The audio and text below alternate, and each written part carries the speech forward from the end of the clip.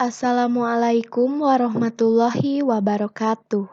Apa kabar Ananda semua? Semoga Ananda semua sehat ya. Amin. Sebelum memulai pembelajaran, mari kita berdoa terlebih dahulu. Berdoa dimulai. Bismillahirrohmanirrohim. Robbi zidni ilman warzuqni fahma. Amin ya robbal alamin. Untuk pembelajaran kali ini, kita akan membahas materi pembelajaran tema 8 subtema 1, manusia dan lingkungan. Pada pembelajaran 2 tentang siklus air dan dampaknya pada peristiwa di bumi. Perkenalkan, nama kakak Melisa Anggraeni dengan NIM 202106211342. Pembelajaran ini bertujuan agar Ananda semua mampu menjelaskan terjadinya siklus air dengan baik. Langsung saja ke penjelasan materinya, yaitu pengertian air dan sumber air. Apakah Ananda semua tahu apa itu air?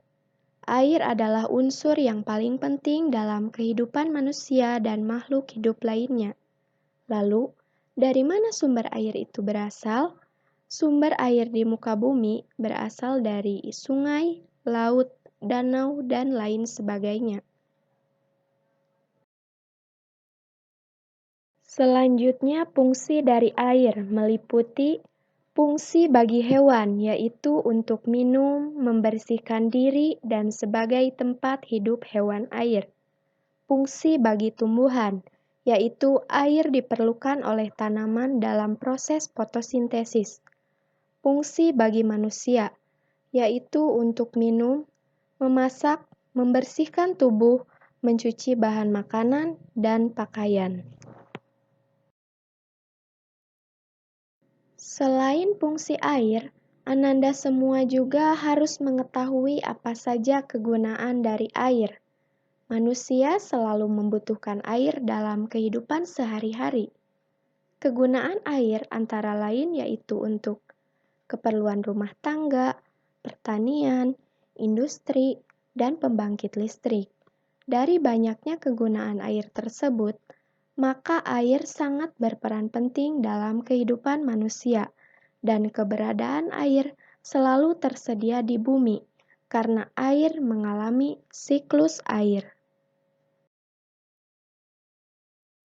Siklus air merupakan sirkulasi atau perputaran air secara terus-menerus dari bumi ke atmosfer, lalu kembali ke bumi.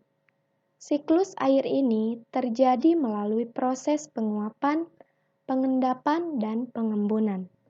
Untuk mengetahui lebih jelas terjadinya siklus air, Ananda semua dapat melihat gambar berikut ini. Setelah melihat gambar tadi, tentu ada pula tahapan terjadinya siklus air, yaitu air di laut, sungai, dan danau menguap akibat panas dari sinar matahari. Proses penguapan ini disebut evaporasi. Tumbuhan juga mengeluarkan uap air ke udara. Uap air dari permukaan bumi naik dan berkumpul di udara. Lama-kelamaan, udara tidak dapat lagi menampung uap air. Proses ini disebut presipitasi atau pengendapan.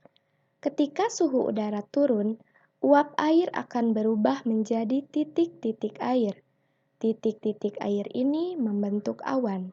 Proses ini disebut kondensasi atau pengembunan. Titik-titik air di awan selanjutnya akan turun menjadi hujan. Air hujan akan turun di darat maupun di laut. Air hujan itu akan jatuh ke tanah atau perairan dan akan meresap menjadi air tanah. Lalu, air tanah akan keluar melalui sumur. Air tanah juga akan merembes ke permukaan danau atau sungai. Air hujan yang jatuh ke perairan, misalnya sungai atau danau, akan menambah jumlah air di tempat tersebut. Selanjutnya, air sungai akan mengalir ke laut. Namun, sebagian air di sungai dapat menguap kembali.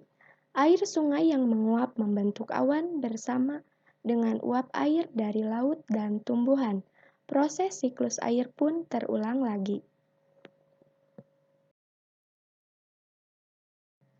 Ananda semua, dari terjadinya siklus air tersebut, terdapat beberapa dampak, yaitu yang pertama, mempengaruhi kelembapan, suhu, curah hujan, dan iklim di bumi. Yang kedua, mengurangi suhu di bumi sehingga tidak terlalu panas. Yang ketiga, mempengaruhi peristiwa di bumi dan kelangsungan makhluk hidup. Yang keempat, menyediakan air yang dibutuhkan makhluk hidup.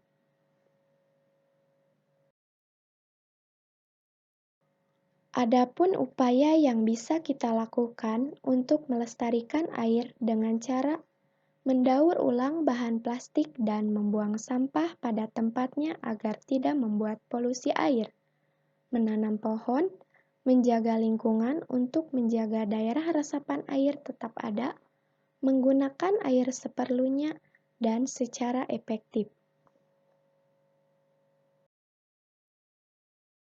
Nah, itulah penjelasan materi yang bisa Kakak sampaikan kepada Ananda semua. Jadi kesimpulannya, air adalah unsur yang paling penting bagi manusia dan makhluk lainnya, karena air dibutuhkan dalam kehidupan sehari-hari. Siklus air di bumi secara keseluruhan cenderung tetap, hanya wujud dan tempatnya saja yang berubah. Kakak ucapkan terima kasih untuk Ananda semua. Semoga Ananda semua bisa memahami apa yang Kakak sampaikan tadi. Wassalamualaikum warahmatullahi wabarakatuh.